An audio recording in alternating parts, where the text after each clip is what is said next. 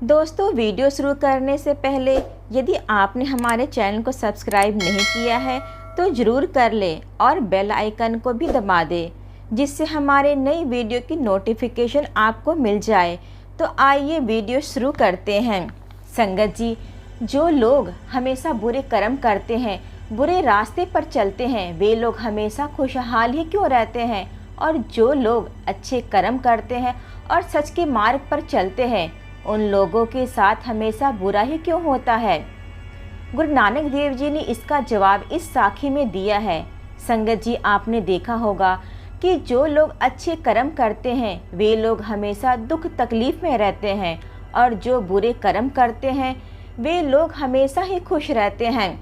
अच्छे कर्म करने वाले हमेशा यह सोचते हैं कि अच्छे कर्मों के बावजूद भी उन्हें हमेशा परीक्षा ही क्यों देनी पड़ती है और दुखों का सामना क्यों करना पड़ता है, जबकि बुरे कर्म करने वाले का जीवन खुशहाल रहता है। यदि आपके मन में भी यह सवाल है तो आइए आज इसका जवाब आपको मिल जाएगा। एक बार भाई मर्दाना जी ने गुरु नानक देव जी से कहा कि गुरु जी, मुझे एक परेशानी है, इस परेशानी का हल आपके पास है। गुरु जी ने कहा कि भाई मर्दाना जी, आपको क्या परेशानी है? फिर मर्दाना जी ने गुरु जी से कहा कि गुरुजी, मुझे यह देख हैरानी होती है कि जो इंसान हमेशा अच्छे कर्म करता है वे लोग हमेशा परेशान रहते हैं, और जो लोग बुरे काम करते हैं खुशी भरा जीवन व्यतीत करते हैं।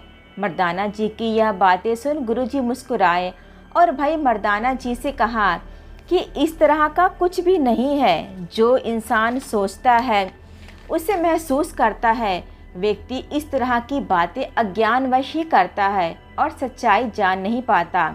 भाई मर्दाना जी को गुरुजी की यह बातें समझ में नहीं आई। गुरुजी ने मर्दाना जी को फिर एक कथा सुनाई कि जीवन में हर जीव को उसके कर्मों के हिसाब से ही फल मिलता है। प्रकृति हर जीव को रास्ता चुनने का मौका देती है, यह तो जीव के ऊपर निर्भर करता है कि वह कौन सा रास्ता चुने। गुरुजी कहते हैं कि जो कथा मैं सुनाने वाला हूँ उसे सुनकर आपको सारी परेशानी दूर हो जाएगी। एक नगर में दो व्यक्ति रहते थे। उनमें से एक व्यक्ति बहुत ही धर्मी था। वह धर्म को बहुत मानता था और पूजा पाठ पर पूरा विश्वास रखता था। रोज मंदिर भी जाता और बहुत दयालु भी था। दान पुण्य भी भरपूर करता था।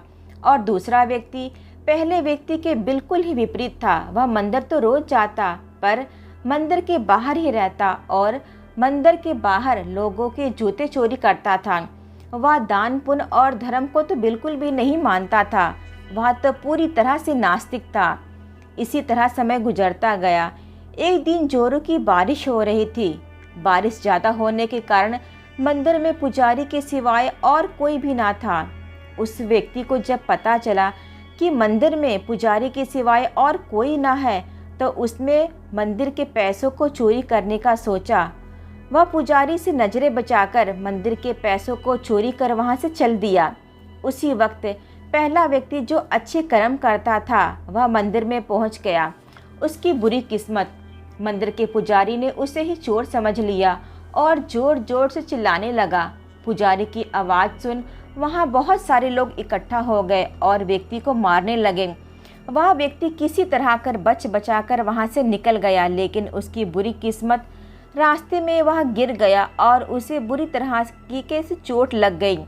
धीरे धीरे वह अपने घर को पहुँच गया, पर कुछ ही समय बाद दोनों की मौत हो गई। मरने के बाद दोनों व्यक्तियों को यमराज के पास पेश किया गया। अच्छे कर्म करने वाले व्यक्ति ने दूसरे व्यक्ति को देखा तो उसे बहुत ही गुस्सा आया।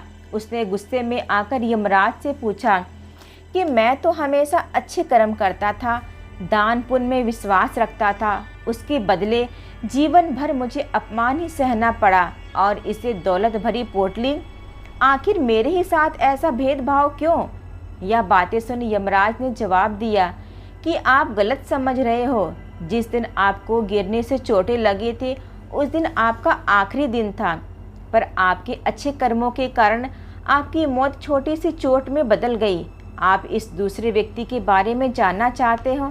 असल में इसके भाग में राजयोग लिखा हुआ था, लेकिन इसके बुरे कर्मों के कारण वह राजयोग छोटी सी धन की पोटली में बदल गई। गुरुजी ने यह कथा सुनाकर भाई मर्दाना जी से कहा कि आपको आपने सवाल का जवाब मिल गया। इस तरह का सोचना कि परमात्मा आपकी कर्मों को नज़रअंदाज कर रहा है तो यह सच नहीं है। परमात्मा हमें कब किस रूप में क्या दे रहे हैं, जीव इसे समझ नहीं सकते। यदि हम अच्छे कर्म हमेशा करते रहें तो परमात्मा की कृपा हमेशा हमारे ऊपर बनी रहती है। इसलिए संगत जी, हमें जीवन में हमेशा ही अच्छे कर्म करना चाहिए।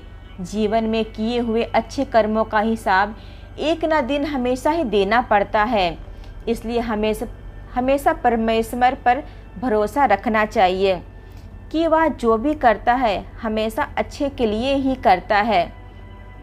तो संगत जी, ये रही आज की वीडियो। आज की वीडियो आपको कैसी लगी कमेंट बॉक्स में लिख के ज़रूर बताइएगा। सत्यनाम श्री वाहिगुरु।